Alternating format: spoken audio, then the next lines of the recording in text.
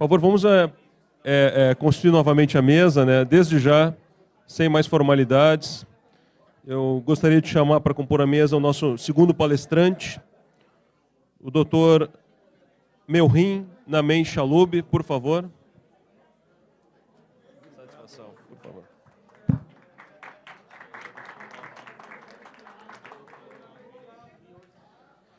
E para também compor a mesa, quero chamar o nosso colega associado, Dr. Sebastião Barza.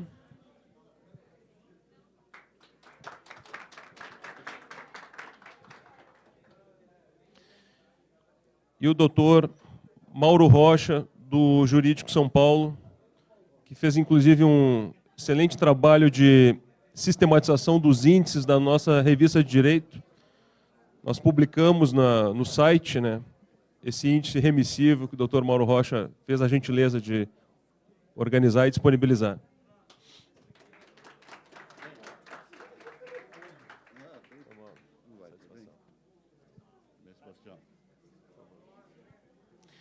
Então, desde já, eu peço que os colegas que quiserem tomar um cafezinho e tal,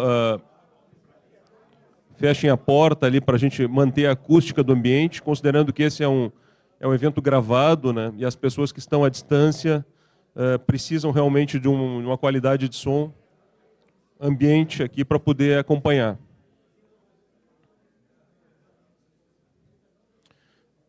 Quero fazer também menção, tá, a uma colega que está representando a superintendente de grandes empresas aqui, sediada em São Paulo, colega Elaine Coelho, representando o Alexandre Cordeiro, que é o SGE, superintendente, parceiro desse evento, né?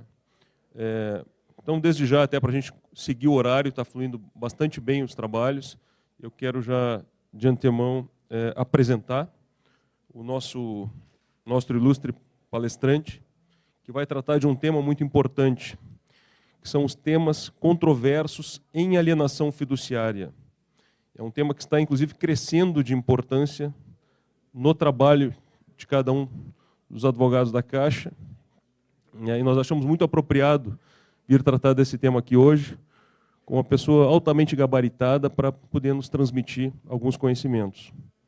Professor Melhin Namen Chalub, advogado militante com escritório no Rio de Janeiro, é membro efetivo do Instituto dos Advogados Brasileiros, da Academia Brasileira de Direito Civil e Academia Brasileira de Direito Registral Imobiliário.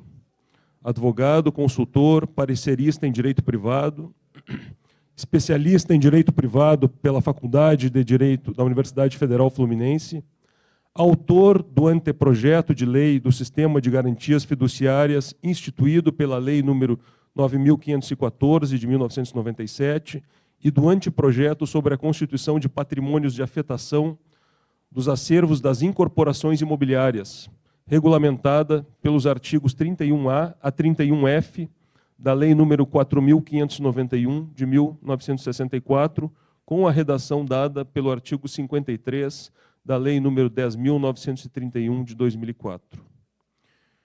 Então, com muita satisfação e prazer, passo a palavra ao nosso palestrante com uma observação muito especial.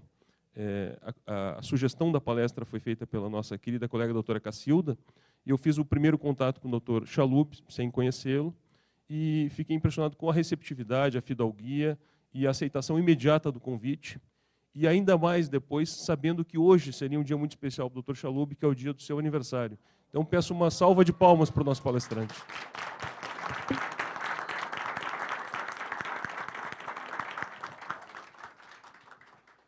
Que felizmente vai poder voltar ao Rio ainda hoje para estar com os familiares e poder desfrutar um pouco esse dia tão especial. Com a palavra, doutor Chalub.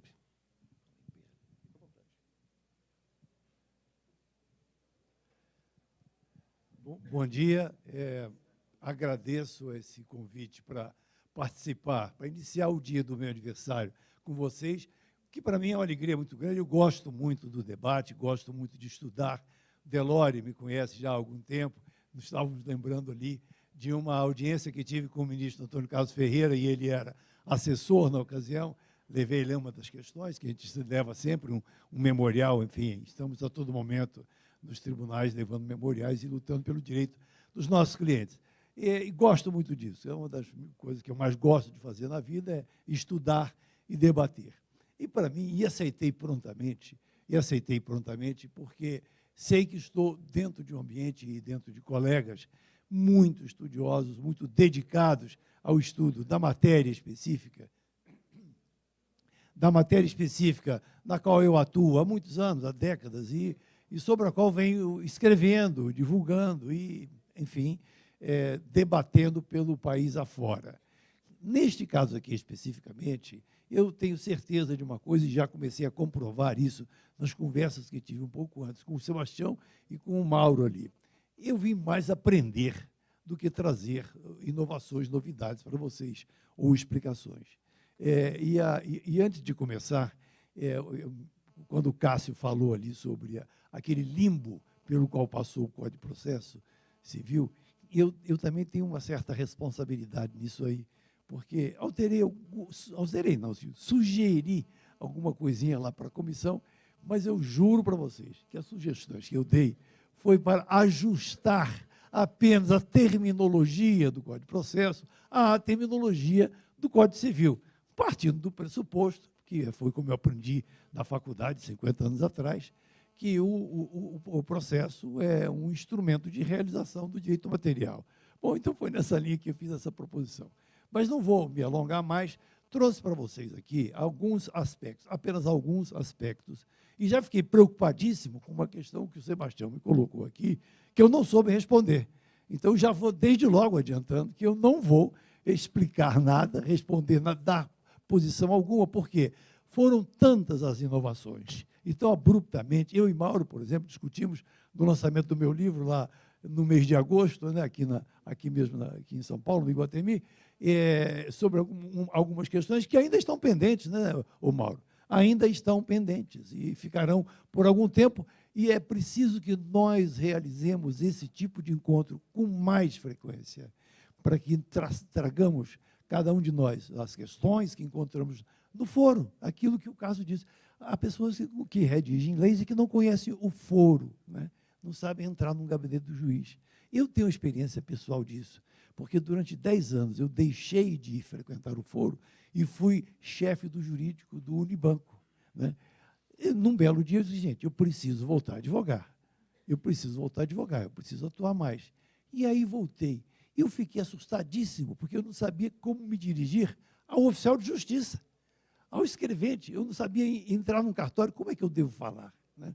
Essas coisas elementares do dia a dia. Enfim, estou falando aqui de uma coisa mais superficial, mas do contato, mas é aquilo que o Cássio falou ali. Mas nós temos alterações importantes no novo Código de Processo, não somente em relação à matéria específica da alienação fiduciária, que agora ela entrou no Código de Processo, para esclarecer algumas questões que vêm sendo relegadas a um plano secundário, ou mais do que secundário, sobretudo pelos juízes trabalhistas, e também em relação, por exemplo, a um tema assim, que não diz respeito diretamente ao financiamento, ao mutuário final, ao destinatário final da habitação, mas ao financiamento do empresário, do plano empresário, que é a impenhorabilidade dos créditos vinculados às vendas das unidades, que tem um efeito, ainda que não direto, mas um efeito importantíssimo na rigidez do financiamento da construção do empreendimento, né? Que até hoje ainda não foi muito explorado, né, Mauro? Falávamos sobre isso. A Lei 13.465 fez alguns ajustes, não todos os que nós propusemos, e aqui eu propus algumas alterações, essas que estão ali, pela ABCIP, e algumas delas, quer dizer, talvez as mais importantes, ou as mais urgentes, foram introduzidas, mas tem algumas que não chegaram a ser, como, por exemplo, o caso da indisponibilidade, né? E a 13.476, que, de modo indireto, resolveu uma parte do problema do perdão da dívida. Pois bem, então, não, sem mais delongas, vou entrar logo aliás, a apresentação aqui não é para ensinar coisa nenhuma a vocês, mas apenas para servir como cola para mim, um roteiro para a minha palestra. Isso aqui eu vou passar direto, porque todos nós sabemos isso aqui, né, que a alienação fiduciária é um contrato, é um negócio jurídico de transmissão condicional, é propriedade resolúvel. Bom, o Código Civil, na Lei 13.043, definiu o que todos sabíamos e que a doutrina já qualificava, que é a posição jurídica, o direito subjetivo do devedor fiduciante, que é o direito real de aquisição. Era importante o Código definir isso para ajustar, para trazer para o judiciário o desenho adequado dessa figura, dessa posição jurídica do fiduciante e também do fiduciário, porque não raras vezes o juiz aqui ou ali, e até mesmo o STJ, já confundiu a posição do proprietário fiduciário com a do proprietário pleno, reconhecendo no proprietário fiduciário, na propriedade fiduciária, alguns atributos do proprietário pleno. Bom, veio então, para aclarar um pouco melhor a questão da propriedade fiduciária, porque talvez inadequadamente ela tenha sido colocada no Código Civil, no título do direito de propriedade, ao invés de colocá-la no título dos direitos reais de garantia. Muito embora, na verdade, talvez devesse constar um capítulo no direito de propriedade sobre a propriedade fiduciária em geral, porque ela não se aplica apenas à garantia, mas também para a administração, né, refletindo aquela ideia do direito romano lá de trás de 2000 anos, que se expressa pela fidúcia cum amico, quando é para a administração, e no direito contemporâneo temos aqui o fundo de investimento como exemplo da fidúcia cum amico, ou a propriedade fiduciária para a administração, e a fidúcia cum creditória, que é a nossa alienação fiduciária de bens imóveis, e é o fideicomisso na América Latina, né, que tem a mesma função também como garantia, não somente como administração e como garantia. Mas, equivocadamente, ficou no Código Civil a propriedade fiduciária com função de garantia, mas no título da propriedade, do direito de propriedade. Houve até, na ocasião da discussão e no Senado, enfim, no Congresso, sobre essa colocação. O desembargador Penalva Santos questionou o ministro Moreira Alves sobre a posição, e Moreira Alves justificou que deveria ficar logo depois da propriedade resolúvel, porque a propriedade fiduciária é uma propriedade resolúvel com características especiais. É verdade, né? Mas precisava de alguns ajustes. Esse dispositivo aqui veio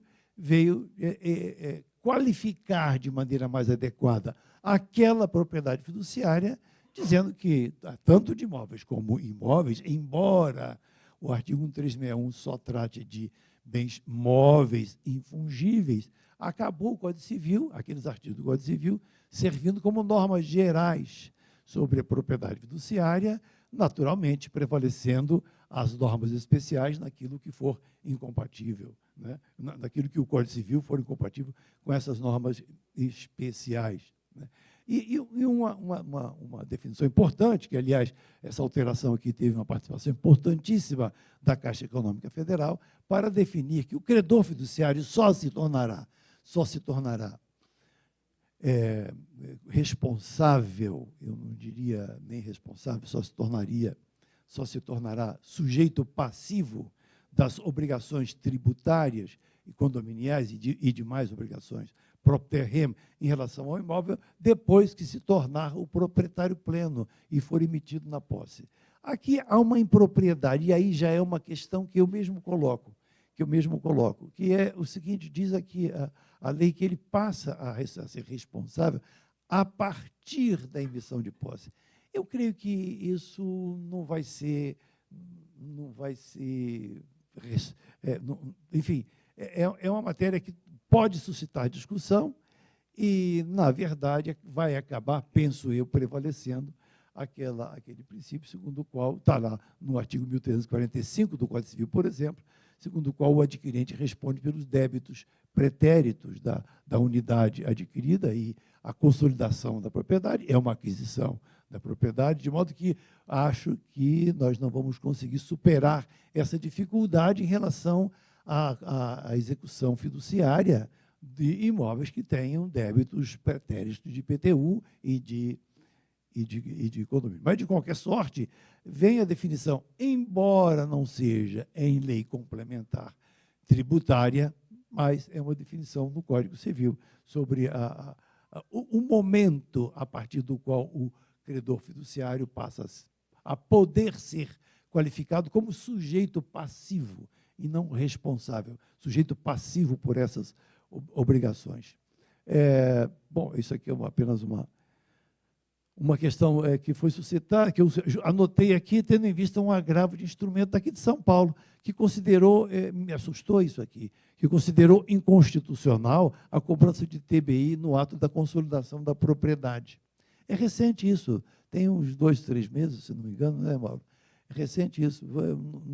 Olha aqui, li 2, 3 vezes o acórdão para ver se encontrava ali algum fundamento, mas realmente acho que não vai sobreviver. Mas só anotei isso aqui, só apenas para a gente recordar, mas, de fato, não haverá de sobreviver, com certeza, essa interpretação. No Código de Processo Civil, vem, então, o que deveria vir mesmo, porque já falava sobre o objeto da penhora em relação a uma série de bens, como a promessa de compra e venda, e, enfim, veio a definir, finalmente, e definitivamente, que são penhoráveis em relação ao bem objeto de alienação fiduciária. O que é penhorável é o direito aquisitivo, e não o direito, e não o bem, não a propriedade. Né? Há outras disposições do Código de Processo, que foram proposições que eu fiz no Instituto dos Advogados Brasileiros, referem-se às providências que o credor exequente, quando ele penhora o direito aquisitivo, deve tomar. Por exemplo, intimar o credor fiduciário, do mesmo modo que o pignoratício, hipotecário, etc. E também em relação à alienação do direito aquisitivo, quando penhorado em execução de um credor, de um outro credor, contra o devedor fiduciante, que considere ineficaz a venda sem que tenha sido o credor fiduciário intimado. Né? Isso aí já era esse reconhecimento desse direito aquisitivo como objeto da penhora, já havia sido reconhecido pela jurisprudência, mas não estava no Código de Processo Civil ainda. Bom, alterações agora introduzidas pela 13465. Simples é a citação por hora certa. Eu tinha feito uma proposição para incluir essa permissão para o oficial de redes de imóveis, ou oficial da RTD. Eu tinha feito essa proposição para ser inserida na lei de registros públicos, porque se aplicaria a toda e qualquer situação. Por exemplo, a intimação para purgação de mora na execução de condomínio ou das incorporações pelo artigo 63 da Lei 4591. Né? Mas optaram por fazer essa alteração apenas na Lei 9514. Ótimo, resolve o problema da alienação fiduciária, da execução da alienação fiduciária. Não é? Por quê? Porque antes disso, não sei como é que os senhores faziam, mas antes disso, quando eu tinha dificuldade, eu no meu escritório, dificuldade para intimar o devedor fiduciário para purgar a mora, o que eu fazia era requerer a intimação em juízo, porque aí sim o oficial de justiça tinha, né, apenas ele, o poder de fazer a intimação por hora certa. Também para ajustar ao novo Código de Processo, foi introduzida essa alteração na 9514 para permitir a intimação pelo funcionário da portaria. Eu não sei, sinceramente, se isso há de ser objeto de questionamentos, né, Sebastião? A gente chegou a falar sobre isso, mas eu tenho algum receio ainda. Eu, pessoalmente, eu acho que a gente deve procurar levar com muito rigor o cumprimento dos requisitos e a segurança na execução do contraditório, os meios para assegurar o contraditório, porque nós estamos falando de um procedimento de execução extrajudicial, quer dizer, fora do judiciário, o que já não agrada muito ao judiciário, de maneira que o cumprimento dos requisitos deve ser o mais rigoroso possível. Claro que isso aqui é uma disposição legal que permite efetivar a intimação por essa forma. Mas, de qualquer maneira, eu examinaria com cuidado essas situações. E digo isso porque, recentemente, um grande banco me pediu para fazer 2 agravos de instrumento contra decisões liminares que deram a purgação de mora depois da consolidação da propriedade, aqui em São Paulo. E eu, então, pedi o processo, eu pedi cópia de todas as peças do processo extrajudicial. E verifiquei que foi feita a intimação por edital sem que na certidão do oficial que foi intimar constasse todos aqueles requisitos da disposição que permite a intimação por edital. Então, eu sugeri, olha, é melhor não fazer recurso nenhum, porque a gente vai perder ele na frente, é evidente. Esse recurso é fadado a um insucesso, porque o oficial, mas é oficial daqui, de Barueri, não é da capital, mas é de Barueri, é daqui. Enfim, então, e foram 2 casos, e a certidão é igualzinha, é uma certidão de 2 linhas, sem atender aqueles requisitos que permitem a intimação por edital, para a purgação da mora. Bom, critérios de consolidação, há um tratamento, então, diferenciado, nós sabemos, não preciso me deter nisso aqui, essa carência de 30 dias para a consolidação da propriedade.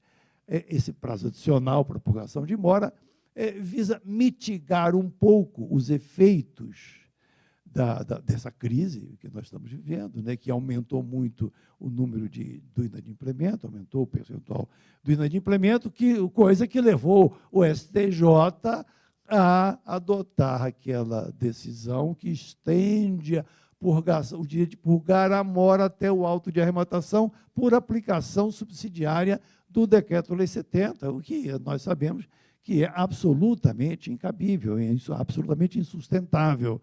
Mas, não obstante, os tribunais regionais passaram a adotar, não, o STJ já admitiu e decide direto, sem mais fundamentação, porque já era um precedente, que já estava considerado como definido e consolidado no STJ. Então, foi necessário fazer algumas alterações na 13465, com a máxima urgência, para não julgar por água abaixo todo o procedimento da alienação, da execução na alienação fiduciária do bem imóvel. Né? E, nesse sentido, algumas dessas aqui foram nesse sentido. Esta é uma delas.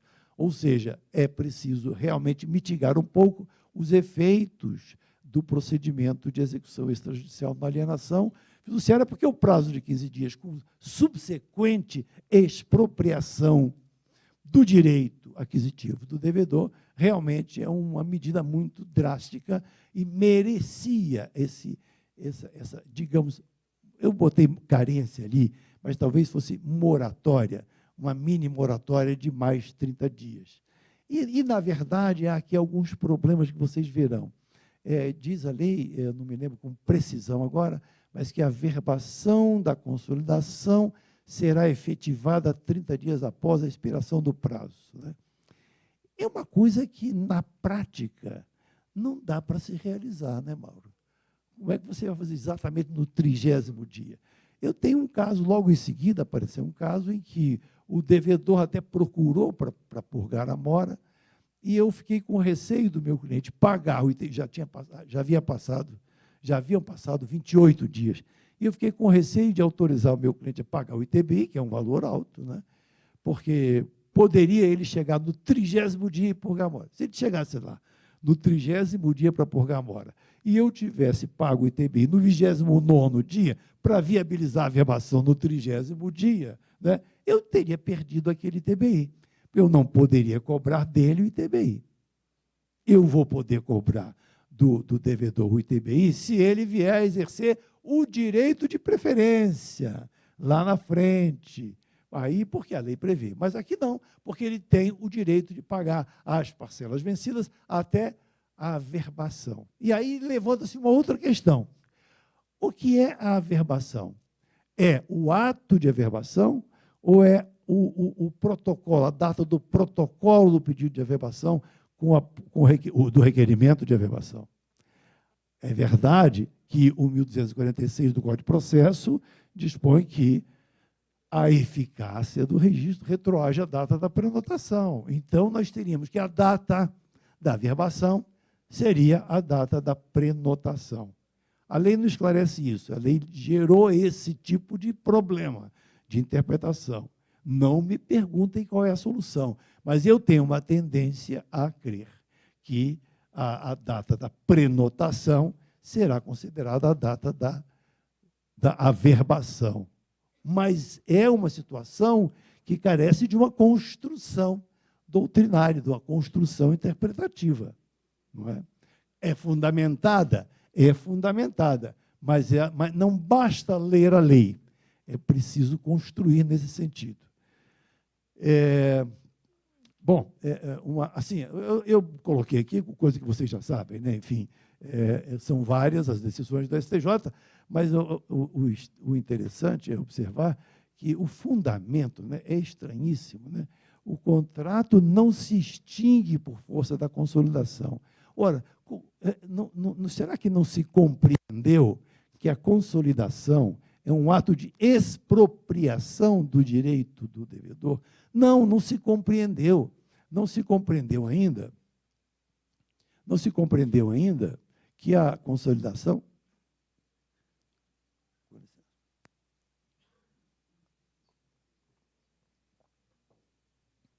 não se compreendeu ainda a diferença entre a execução, não se compreendeu ainda plenamente todas as diferenças entre a hipoteca e a propriedade fiduciária.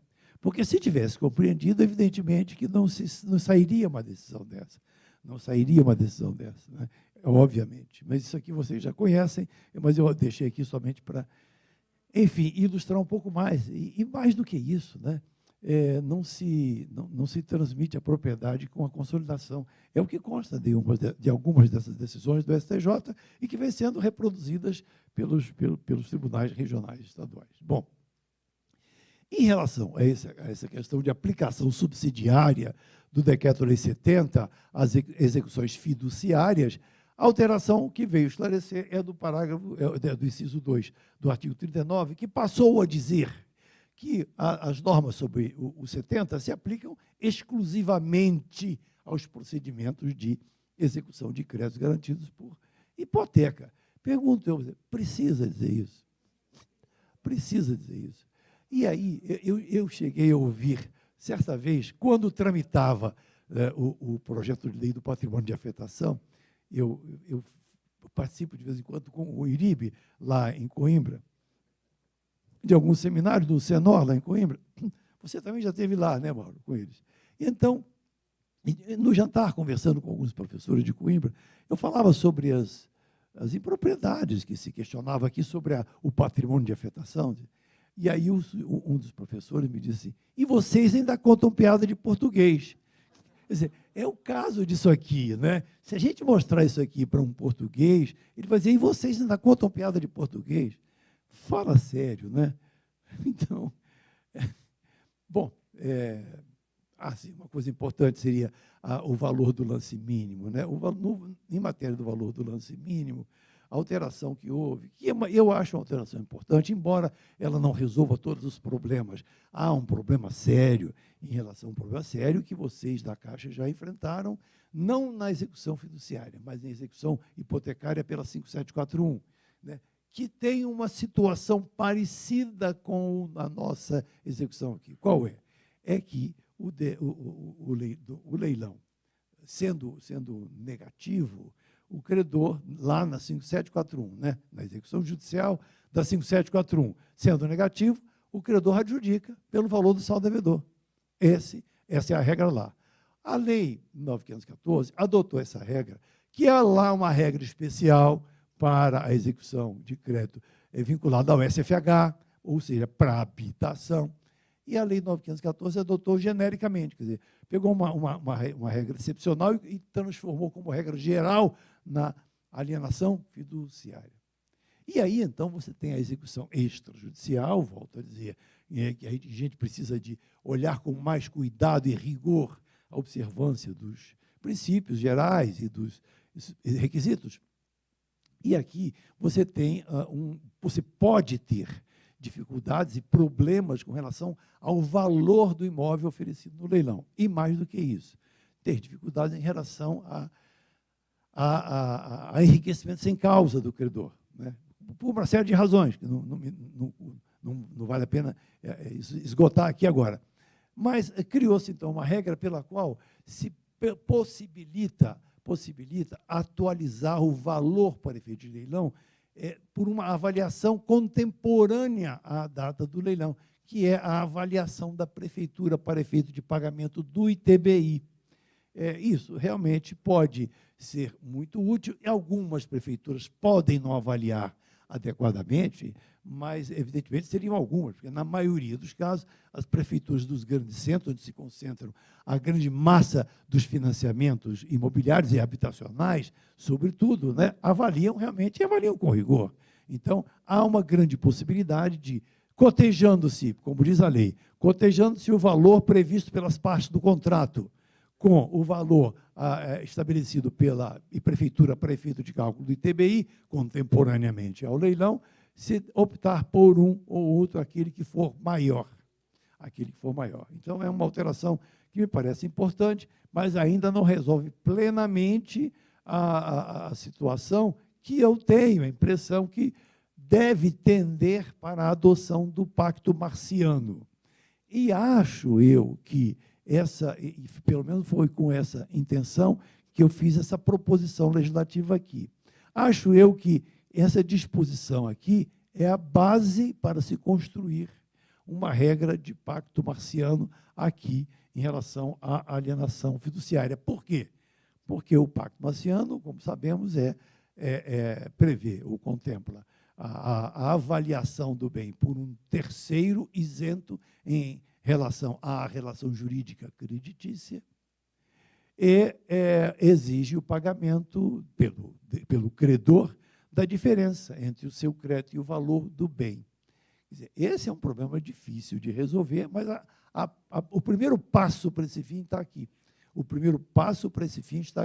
Me parece que, em relação à alienação fiduciária e em relação à intenção do legislador de que o procedimento se mantenha no campo extrajudicial, me parece que este é o meio mais adequado, porque o outro meio seria, no contrato, se estipular, por exemplo, critérios de recolher 3 avaliações do mercado, e aí poderia gerar discussão, e poderia levar à judicialização dessa discussão sobre a avaliação.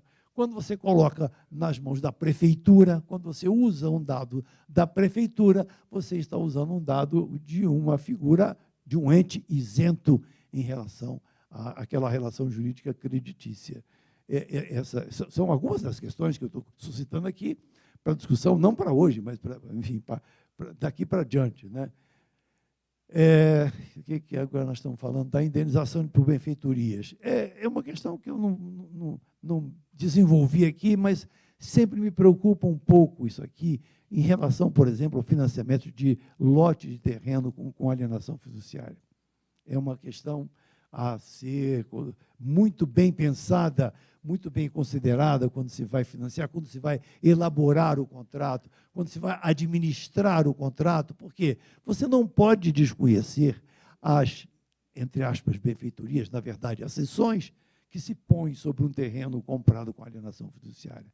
O sujeito compra um terreno por 300 mil, agora o que ele põe lá vale 400, vale 500. Como é que você pode desconsiderar as benfeitorias e entender que as benfeitorias estão no preço do terreno corrigido, por exemplo, né? Que, aliás, é o critério usado em regra no mercado imobiliário, né? Usar o valor da compra e venda corrigido como valor para efeito de leilão.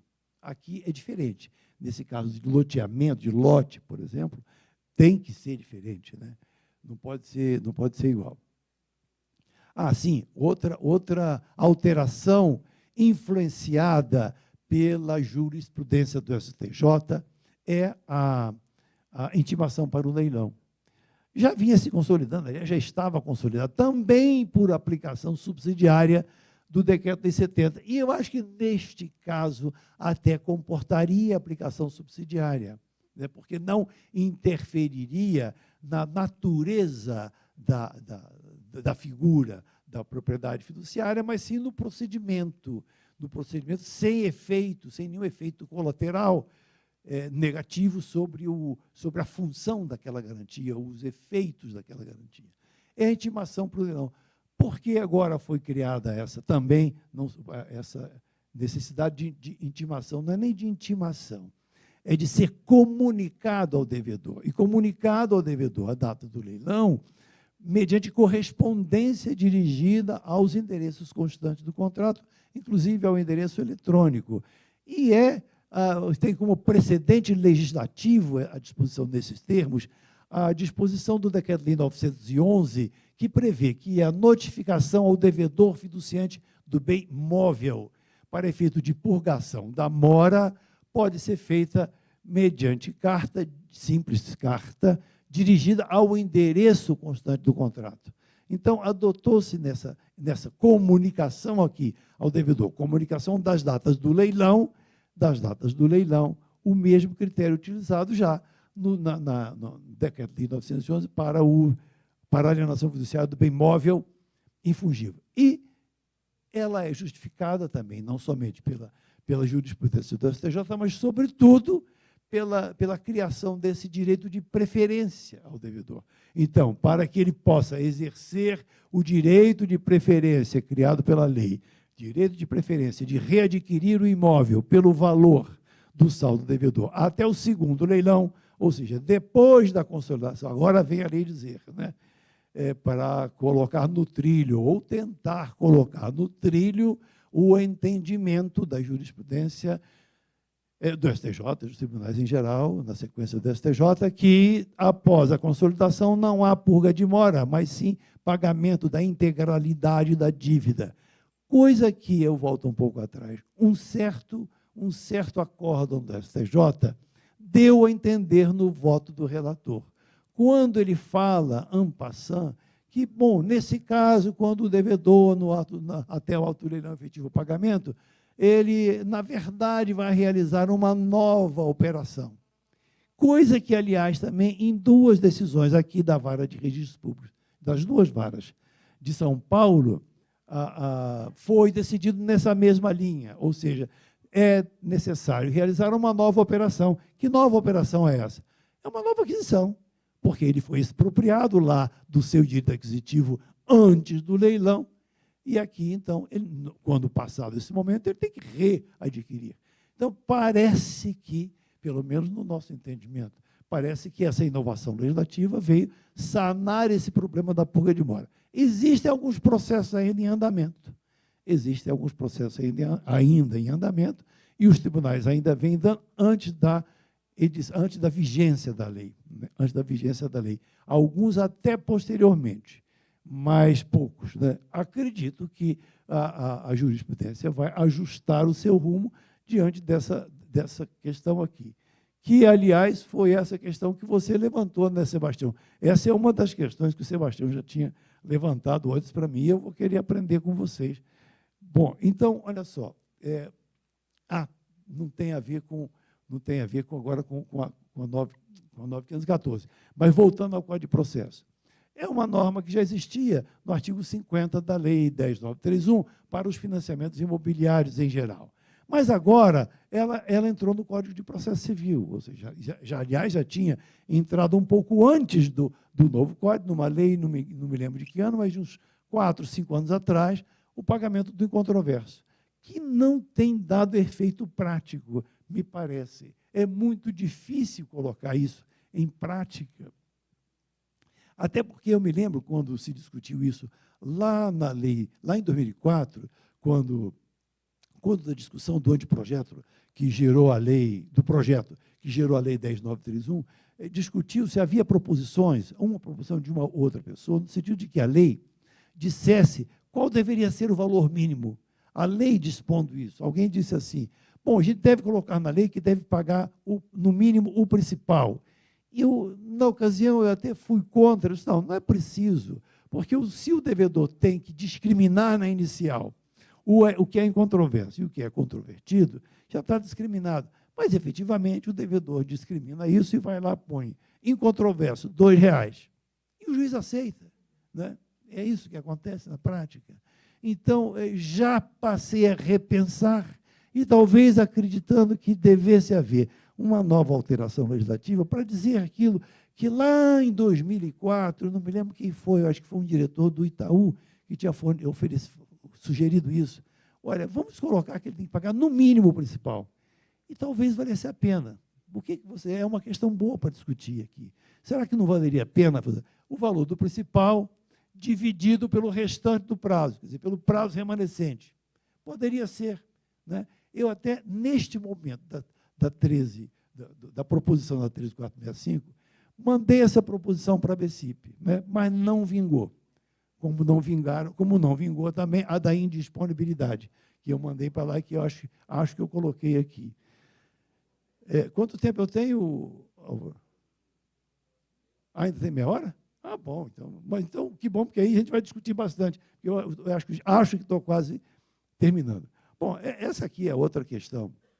Essa aqui é outra questão tormentosa, né? Quer dizer, o perdão da dívida. Né? O perdão da dívida, na realidade, no financiamento habitacional, pelo menos até agora, não sei na prática, mas não tem causado assim grandes problemas ou grandes desequilíbrios ou quebras da equação. É claro que haverá de causar prejuízo ao credor, nas circunstâncias atuais, porque o imóvel que ele recupera agora, ele não recompõe o valor da dívida, ele não se repõe do valor emprestado, né, diante desse momento, e aí, momento que vai perdurar ainda por mais uns 2 anos, pelo menos, ou 3, não sei. Mas acho que no âmbito habitacional não há mais como reverter essa regra. Por quê? Porque já há o precedente da Lei 5741, que é lá de 1971. E eu acho que nenhum governo, nenhum Congresso vai querer mexer nisso. Mas isso aqui deve ser alterado para outras operações. Para capital de giro, já foi alterado, por exemplo, para o consórcio. Está aqui, a Lei 11.795 prevê que o consorciado inadimplente tem que pagar o saldo remanescente, se não for apurado no leilão, quantia suficiente para resgatar a sua dívida com encargos, etc., e obrigações e despesas. Ora, é verdade que essa alteração legislativa tem que ser feita para essas operações, em geral, excluídas, bastando habitacional, né? E isso é uma proposição que eu fiz quando a alienação fiduciária, quando a lei da alienação fiduciária fez 10 anos. Aí eu escrevi um artigo do Valor Econômico e fiz essa proposição. Logo em seguida, um deputado apresentou um projeto dessa linha, mas não foi avante. E a BCIP já levou, e eu fui pessoalmente com a diretoria da BCIP, o ministro Diogo, mas o ministro disse, não, isso aqui não vamos mexer nisso não, porque é muito complicado, enfim. O governo está com medo de mexer nisso, mas não vai atingir em nada, não vai afetar em nada os direitos do adquirente de moradia. Esse é que deve ser o beneficiário, tá bom, esse é que será o beneficiário. Mas o consorciado não, porque ele vai causar um prejuízo às pessoas dos demais consorciados, né?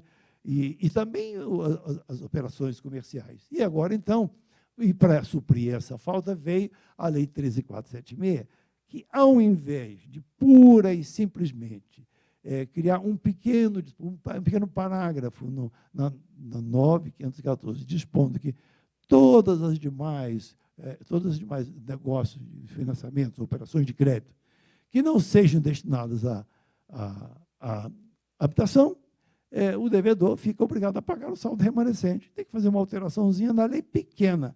Mas veio a Lei 13.746, que, se não me engano, é de agosto, e criou um novo título de crédito. Então, ele chama-se, a contratação de abertura de limite de crédito. Abertura de limite de crédito. É aquele crédito rotativo, é o contrato guarda-chuva, que a gente sabe, né? Enfim, deu esse nome ao contrato, criou normas especiais. Por quê? Porque tem que prever nesse contrato do guarda-chuva, tem que prever que a taxa máxima, taxa mínima, variação de taxa, estimativa do valor Na realidade, não precisaria fazer tanta alteração na lei, como fez aqui. São 3, 4, 5, 6, 7, 8, 9, são 7 artigos. São 7 artigos que não precisariam tanta coisa. Por quê? Porque tanto o Código, tanto os artigos da lei da alienação fiduciária do bem móvel, que é norma geral sobre a alienação fiduciária em garantia, como as normas sobre a hipoteca e sobre o penhor, já admitem que do contrato conste o valor estimado da dívida, né? Ou o valor máximo da dívida. Então, esse valor máximo ou valor estimado, ele se adequa perfeitamente ao contrato chamado contrato guarda-chuva ou contrato de limite de crédito, né? Não precisava ter tanta regulamentação, não. E no artigo 9º desse dispositivo, se após realizadas todas as garantias, ainda restar saldo devedor, o creditado e de garantidores continuarão responsáveis pelo pagamento, não se aplicando o disposto dos parágrafos 5º e 6º da lei do artigo 27 da 9.514. E isso aí, essa parte final, gerou uma controvérsia, né, Mauro? Alguém, não foi você que escreveu, não, né? Você escreveu contra a interpretação dada por um colega nosso de Minas, exatamente, de um colega da Comissão de Direito Imobiliário da OAB de Minas Gerais, escreveu que, olha, acabou o perdão da dívida nos contratos imobiliários destinados à habitação. Essa lei 13.476 passou a exigir o pagamento do saldo remanescente. Não, é porque a redação do artigo 9º da 13.476 é um pouco confusa, não precisaria ser tão confusa, né? E diz que não se aplica às operações de limite de crédito aquele perdão da dívida. Bom, assim, a questão de execução de 2 ou mais imóveis. Bom, pode-se contratar garantia fiduciária de 2 ou mais imóveis? Pode-se, claro que sim, não há dúvida nenhuma. E como é que se executa isso? A execução disso ela é dificultada por 2 razões. A execução, a realização de garantia, né, de 2 ou mais imóveis é dificultada por duas razões. Primeiro, pelo perdão da dívida. O perdão da dívida causa um problema, pode causar problemas e abre margem aqui ao advogado do devedor explore isso, como explorou em um caso específico, em que eu dei um parecer, em que eu fui convidado a dar um parecer e proferi um parecer. Havia 2 imóveis, o financiamento, a operação de crédito, capital de giro, aliás, foi concedida com garantia de 2 imóveis em 2 comarcas diferentes, aqui em São Paulo, em 2 cidades diferentes, o que já causa um problema de timing da notificação, efetivação da notificação, expiração do prazo, pagamento do ITBI, e aqui tem um prazo de 120 dias para pagamento do ITBI, senão se cancela o procedimento todo e volta tudo a estaca zero, e o sujeito pode fazer por uma chicana qualquer, postergar, isso aí tem que admitir que pode acontecer, né? E no caso aconteceu, e mais no caso houve um aspecto. Bom, então só as 2 questões. Primeiro é o perdão da dívida, né? Porque um imóvel pode ter uma avaliação que supra o pagamento da dívida, pelo menos a avaliação que supra o pagamento, e seja, como ensejou nesse caso, um requerimento do sujeito a que o credor aceitasse o imóvel em dação em pagamento. E o credor não aceitou, ele ingressou com uma cautelar, dizendo, olha, está se avizinhando a execução e existe aqui uma avaliação que foi feita por uma empresa de avaliação indicada pelo credor. A avaliação é essa, que ele não impugnou, o imóvel vale 19 milhões e a dívida é de 16 milhões, e ele não quer aceitar a dação em pagamento. Ora, todos sabemos que o credor não é obrigado a aceitar em pagamento coisa diferente do dinheiro, ou da coisa que foi prometida, evidentemente, né? Mas isso sensibilizou o juiz, que mandou sustar a execução. E então, como havia previsão, como havia cláusula compromissória, a coisa foi levada para a arbitragem. E o grande problema que houve nesse caso específico foi que ao dispor sobre o critério de revisão do valor, as partes estipularam que o imóvel seria reavaliado a cada 6 meses pela empresa tal, indicada pelo credor. E a cada 6 meses, no primeiro 6 meses foi feita a avaliação, foi mandada para o credor, avaliaram-se os 2 imóveis, avaliou-se muito acima, o credor não impugnou, não falou nada, o credor ficou silente. A segunda avaliação, a mesma coisa, o credor ficou silente. E logo depois, o devedor tornou-se inadimplente. Então, diante dessa situação de fato, que no caso foi negligência do credor, né, gerou uma demanda que levou o juiz a decidir, afinal, né, e o tribunal arbitral a decidir, afinal, bom, que diante disso tem que ser levado a leilão o primeiro imóvel, e se, porque tinha um valor maior, né, do que a dívida, e se não houvesse arrematante, ficava quitada a dívida e teria que ser liberado do segundo leilão. Parece lógico isso. Parece lógico. Agora, e aí eu volto à execução ao procedimento de realização da garantia. E qual foi? Sim. Tem que valer. Pois é, mas aí é que está. E este é um dos problemas gerados pela falta de regulamentação da venda de 2 imóveis, da garantia de 2 imóveis. Eu estou sustentando, estou escrevendo um artigo nesse sentido, que a garantia de 2 imóveis precisa de regulamentação. Não é somente por isso, eu vou dizer a você por quê. É por isso e por outras razões.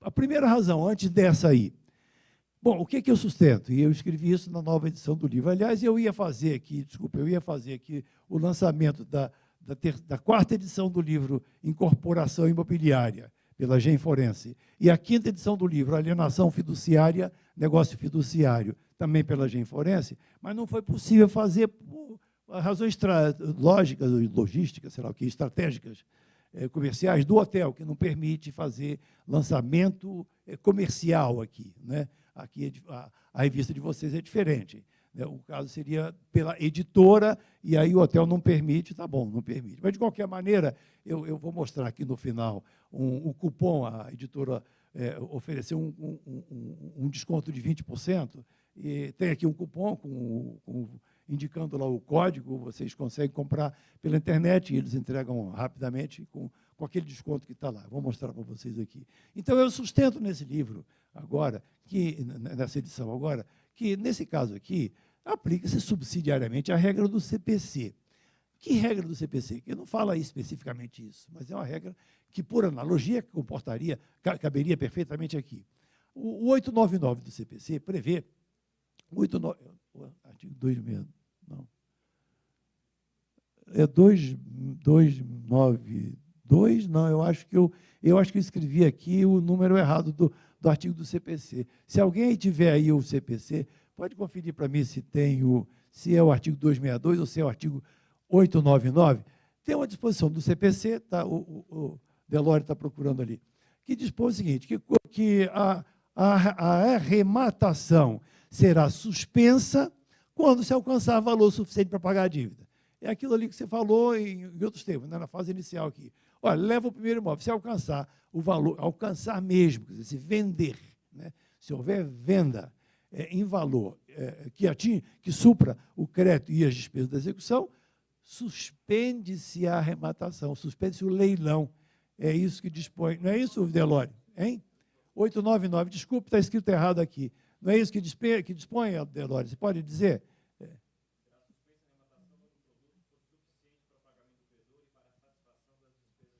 Perfeito. Então, isso suspende-se. Então, o que acontece? O que eu sustentei no livro? Olha, a execução, e também nesse parecer que eu dei, olha, a execução deve ser feito um único leilão,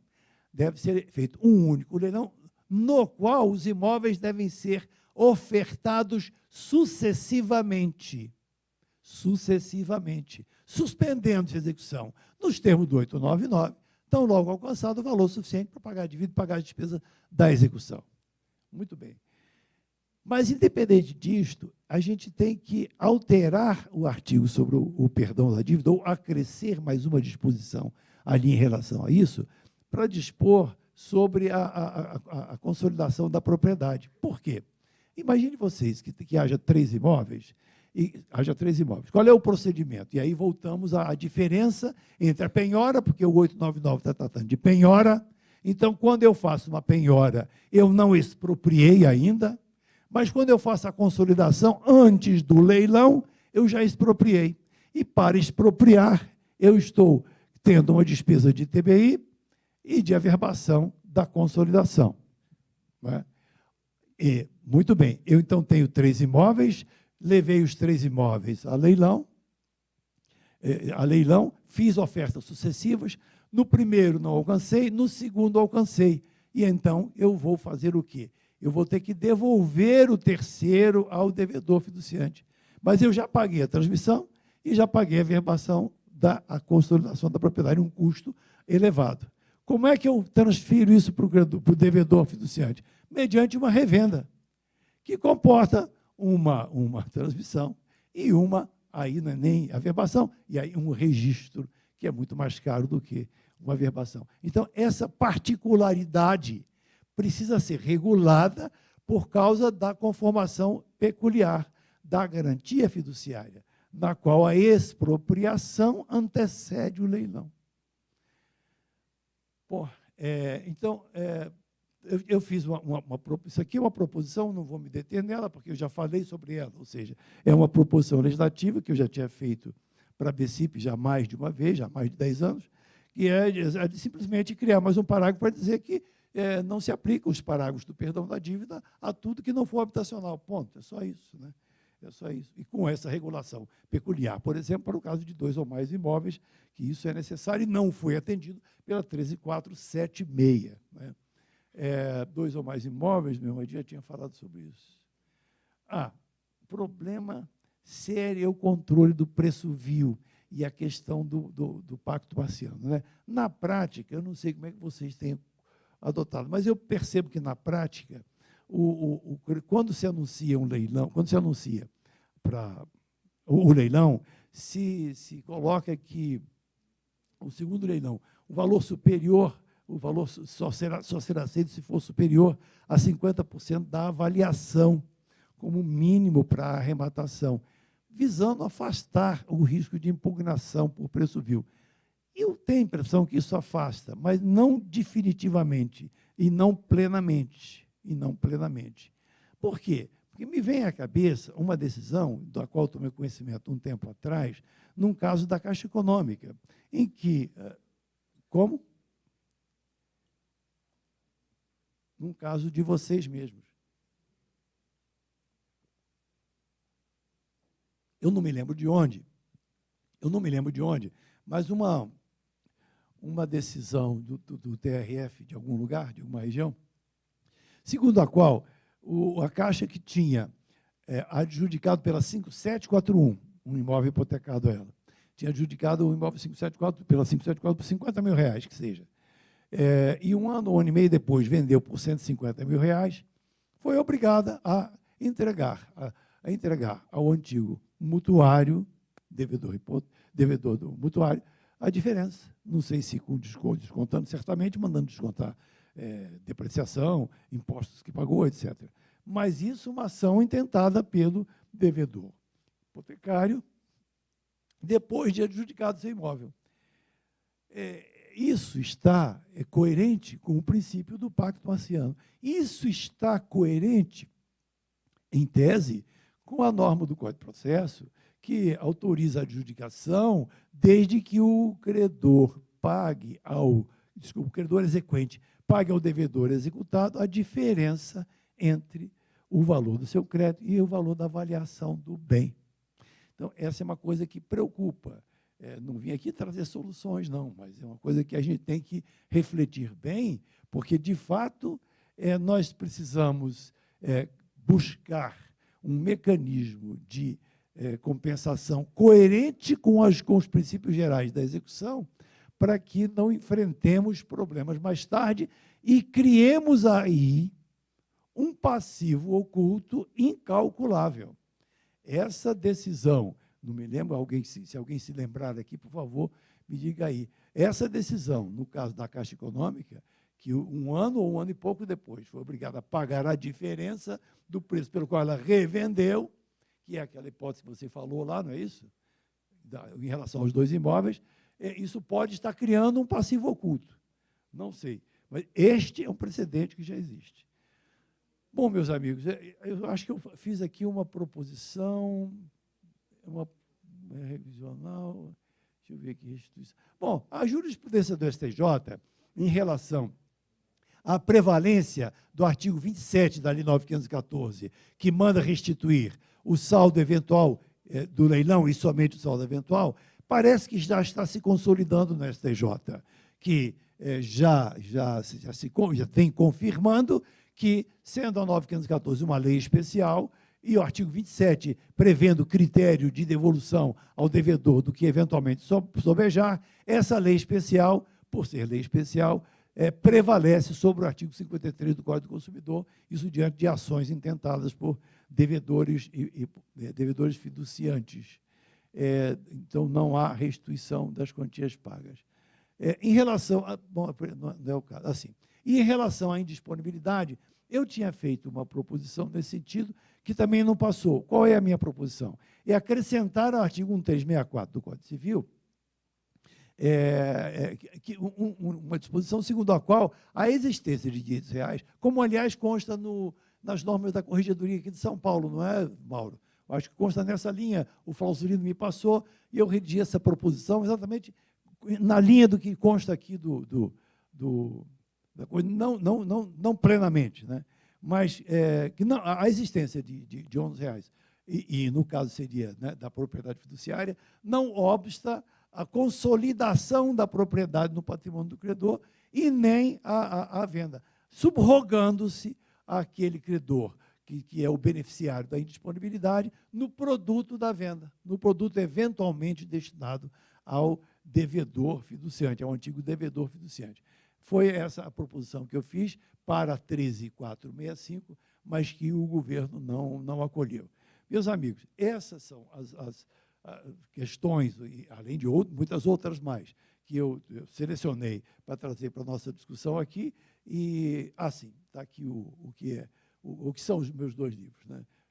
Um de alienação fiduciária, negócio fiduciário. Este aqui, o negócio fiduciário, foi uma monografia que eu apresentei na década de 90 na Universidade Federal Fluminense, que deu origem à alienação fiduciária da Lei 9.514. E agora ele passou a ser denominado alienação fiduciária, negócio fiduciário, porque a alienação fiduciária passou a ocupar uma importância muito grande no mercado, então a editora sugeriu alterar o nome, mantendo no subtítulo o negócio fiduciário. E o livro Incorporação Imobiliária, que também foi atualizado agora. A incorporação está na 4ª edição e o negócio fiduciário, alienação fiduciária, está na 5ª edição. Na alienação fiduciária estão todas essas alterações, menos a Lei 13.476, porque ele foi lançado em agosto, exatamente quando estava saindo. Eu acho que foi no mesmo dia, né? Na data. Então, o Mauro está lembrando aí. Ele estava sendo lançado aqui na livraria da Vila, do Iguatemi, exatamente na data em que foi sancionada a 13.476, de maneira que eu não tive a oportunidade de colocá-la ali, né? Mas, enfim, nós todos, eu acho que só essa. Acho que não haverá tanta alteração mais assim na alienação fiduciária, e essa obra deve permanecer por algum tempo aí. Essas são as anotações que eu trouxe. Eu agradeço muitíssimo essa oportunidade de vir conversar e debater com vocês. Muito obrigado.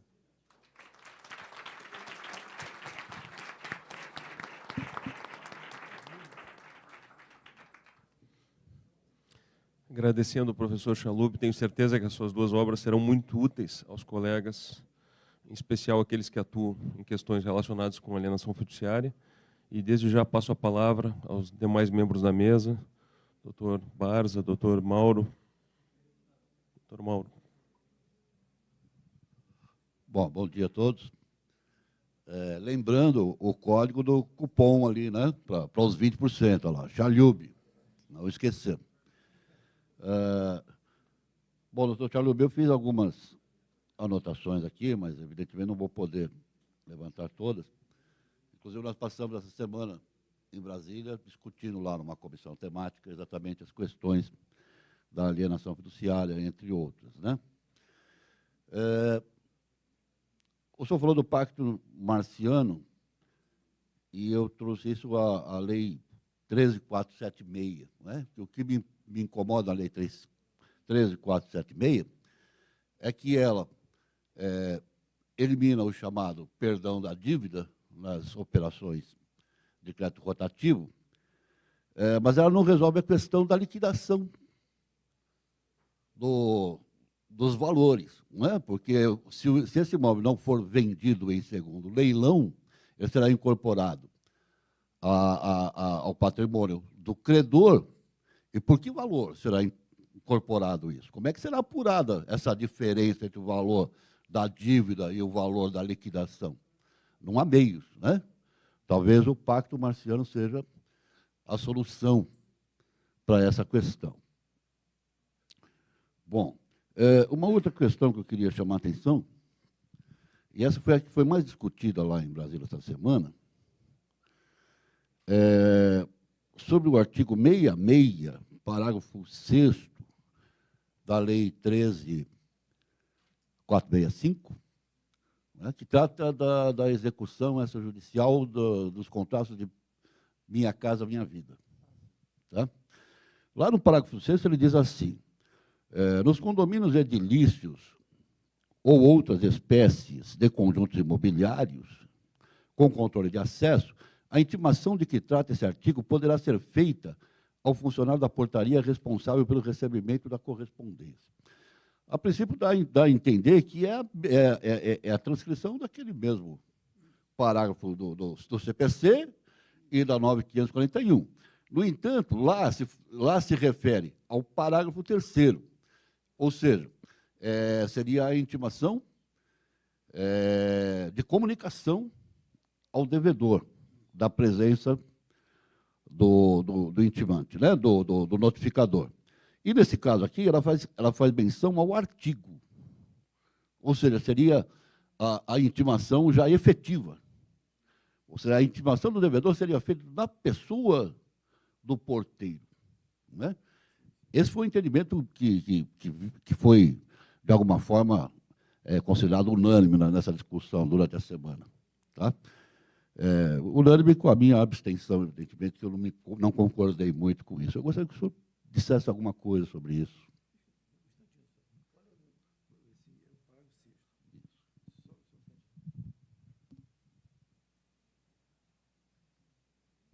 Você disse que ele faz menção ao parágrafo 3º, mas seria ao artigo. Eu não entendi muito bem isso, porque eu não tinha reparado isso, não. No CPC, Sim. 9.514, ele faz menção ao parágrafo 3º, ou seja, a intimação do porteiro para que comunique ao devedor, né, a presença lá do oficial ou do notificador, e que ele voltará em data marcada. Esse é o artigo... sim. É um artigo que se refere ao artigo 7º-C, que se refere às operações do FAR. Do FAR. É uma daquelas hipóteses mencionadas, aliás, aqui pelo Cássio, se não me engano, né, do artigo 245 ou 545, que mencionaram errado o número do artigo.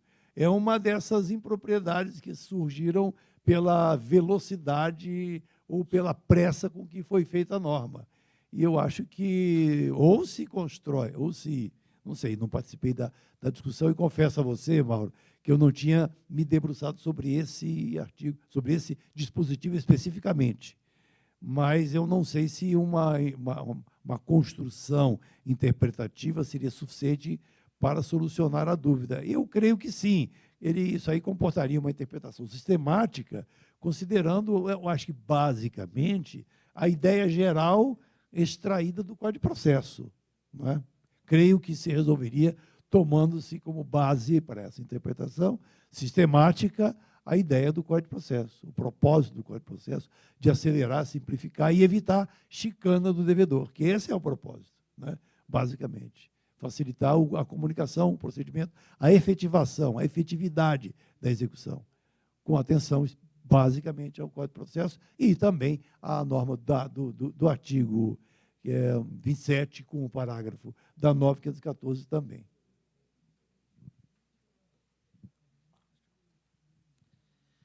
Bom, primeiramente, desejar parabéns duplos ao nosso mestre Merin Chalub pelo seu aniversário, muita saúde, paz, e parabéns também pela brilhante palestra, sempre com temas provocantes, né, e que merece essa reflexão, né, nossa, nesse debate aí, né, de mútuo crescimento intelectual.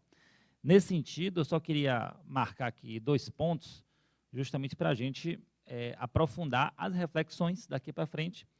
Um deles, inclusive, que vai demandar a ajuda dos nossos colegas processualistas, que é o seguinte, que parece que é um ponto que também foi debatido nessa nossa última comissão temática nacional, lá em Brasília, que é a questão de direito intertemporal, né? Então, as alterações legislativas, né, no regime da alienação fiduciária, inclusive no que tange aos contratos do Minha Casa Minha Vida, elas são automaticamente já aplicáveis aos contratos celebrados, ou já né, assinados em vigor, ou passariam a vigorar tão somente para os instrumentos, né, que fossem celebrados a partir daí. Né? Então, é uma questão, está em aberto, né, não sei se alguém já tem alguma opinião formada para a gente debater. E o segundo ponto, só para aprofundar a questão da Central Nacional, aliás, desculpe, da Central de Indisponibilidade de Bens. Aqui em São Paulo, a Corregedoria do Tribunal de Justiça editou o provimento 39, né? E, numa suscitação de dúvida inversa, com base no provimento 39, a Corregedoria daqui de São Paulo, ela obstou a consolidação da propriedade, porque ela disse que, após o registro do contrato, mesmo após o registro do contrato, haveria uma ordem de indisponibilidade, uma ordem judicial, né, de indisponibilidade, e que atingiria, ou seja, na verdade, ela abortou, na prática, né, o efeito da nossa garantia fiduciária. E aí, apenas resgatando o seu conceito, né, de que a garantia fiduciária e, aliás, a consolidação, não importa, na expropriação do direito do devedor, na verdade, ela esvaziou essa expropriação. Né? E aí vem, atingiu o direito adquirido? Atingiu o ato jurídico perfeito? Não atingiu? Né? E aí, então, é mais um ponto para a gente refletir, não sei se o senhor tem alguma opinião prévia, né? ainda que digamos, superficial, né, sobre o tema, sem se aprofundar, mas só para ouvir a sua opinião com esses 2 pontos. Perfeitamente. Essa é uma das questões muito graves que devem surgir com mais frequência, né, que já começaram a surgir e que tem também aí um estoque, né, vindo da Lava Jato, um estoque de indisponibilidades que a gente não sabe quais são os efeitos dele. É outro passivo oculto que nós temos aí em relação à alienação fiduciária e em relação à alienação fiduciária e à indisponibilidade em geral que vem sendo decretada em relação a estas situações aí. Eu não conhecia, vou procurar até se você pudesse me mandar, eu gostaria. Ou então eu peço ao Sérgio Jacomino ou ao Flauzelino, eles me mandam. Essa decisão em cima do provimento 39, né, que você falou. Não, eu acho que realmente ele atingiu o ato jurídico perfeito, atingiu os efeitos do contrato. A indisponibilidade, pelo menos como eu imagino e como propus naquela alteração legislativa ali, a indisponibilidade atinge o direito daquele cidadão, o direito daquela parte, e não o direito de terceiro, evidentemente, comportaria. Aliás, qual foi o caso? Eu tive um caso, demorou um pouco, aliás, demora sempre, quando se entra em juízo, lamentavelmente. Mas eu já tive mais de um caso em que, com embargo de terceiro, eu consegui reverter esse tipo de decisão, mas com aquela demora de 2, 3 anos, né, no judiciário. Temos agora um caso de um colega meu, que até está citando a nova edição do livro, em relação à indisponibilidade, porque no livro eu estou falando sobre isso também, nessa linha, ou seja, a indisponibilidade atinge o direito aquisitivo do devedor. E se no curso, existindo a indisponibilidade lá, averbada, assentada no registro de imóveis, e vindo o devedor a se tornar inadimplente, o direito dele se converte em direito à percepção do saldo que sobrar do leilão. E esse é o objeto da indisponibilidade e não o direito de propriedade. Não pode obstar e atingiria, sem dúvida nenhuma, o ato jurídico perfeito e o direito adquirido do credor fiduciário, né, sem dúvida nenhuma. Eu anotei aqui, Sebastião, para refletir um pouco mais, porque eu estou escrevendo um artigo sobre alguns desses pontos, né? E esse é um ponto que eu vou até pedir, vou pedir a cópia dessa decisão para exatamente explorar nesse outro artigo. Só relembrando essa situação, na verdade, no caso específico, o juiz do contencioso determinou a penhora do imóvel, não é? E não dos direitos reais de aquisição. Tá? E aí houve...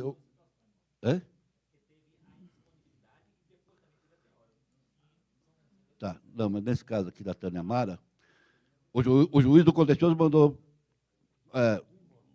do imóvel, né? Isso foi averbado na matrícula. Aí houve a execução extrajudicial, tá? E foi pedida a consolidação, o registrador negou, foi para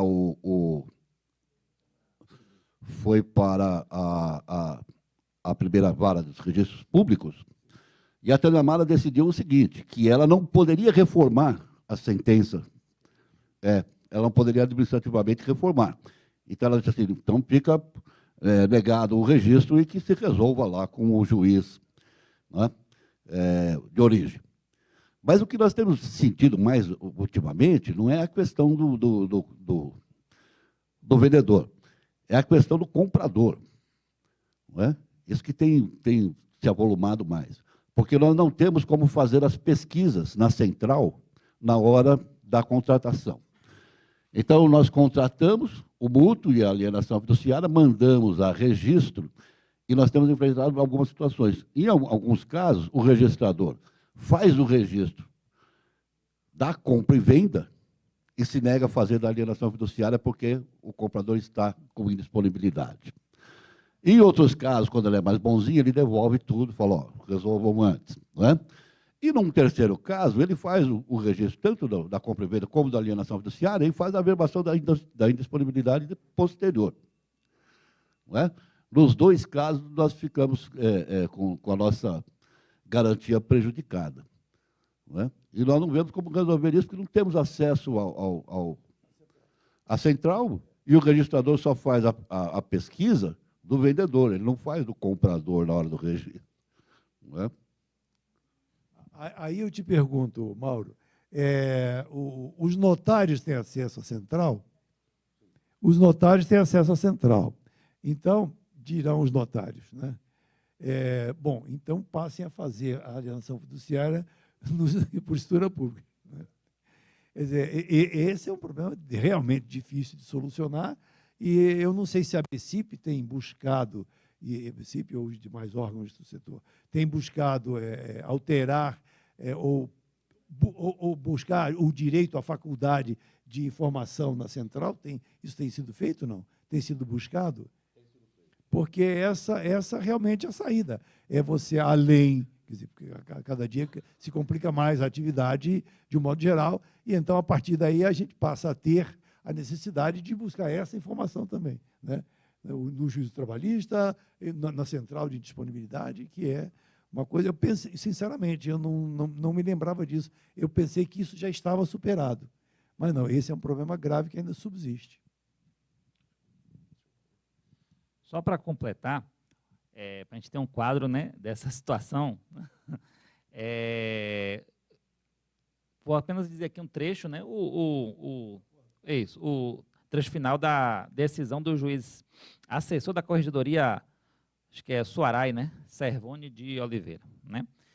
Ele diz assim, a indisponibilidade averbada incide não sobre a propriedade, nem poderia, mas sobre os bens dos devedores fiduciantes, a posse direta e o direito real de aquisição. E aí, normal.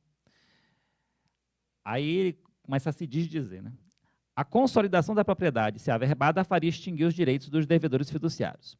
Porém, por força de determinação judicial, decretou-se a indisponibilidade de tais bens ou direitos. Permitir a averbação da consolidação da propriedade implicaria, por via reflexa, tornar sem efeito a indisponibilidade. Dito de outro modo, traduziria a revisão de determinação judicial pela via administrativa, o que não se admite.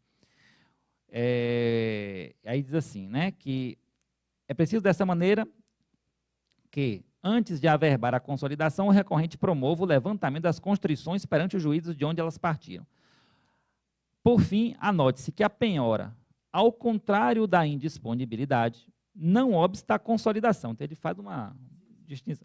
Porém, seu levantamento com cancelamento da averbação também depende de ordem do juízo que a determinou. Resumo da ópera, né? Ele trancou a nossa garantia fiduciária. Houve o trancamento da garantia fiduciária. Então, apenas para a gente pensar em como destrancar. Eu tenho a impressão que, nesse caso aí, Sebastião, Mauro e Álvaro, a BCIP e Caixa tem que se mobilizar no sentido de buscar acesso à central. E mais do que isso, eu acho que aquela proposição legislativa ali tem que ser buscada, tem que ser tentada com todo vigor, porque senão vai tudo por água abaixo. Porque a decisão era contraditória, você dizer. Ele vai no sentido e logo a seguir ele se contradiz. Bem, acho que ficou muito claro aqui também que esse tema de alienação fiduciária ele é cada vez mais instigante, né, e tem muitos pontos controvertidos mesmo.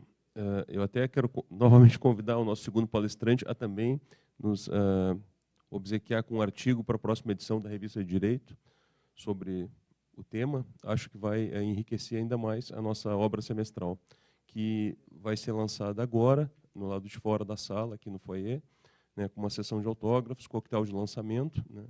Então, para cumprir exatamente o horário que está fluindo bem, né, dou por encerrado esse segundo painel e convido todos a passarem ao coquetel, o lançamento da nossa 25ª edição semestral da Revista de Direito da Advocef e o coquetel. Muito obrigado. O retorno às 14 horas.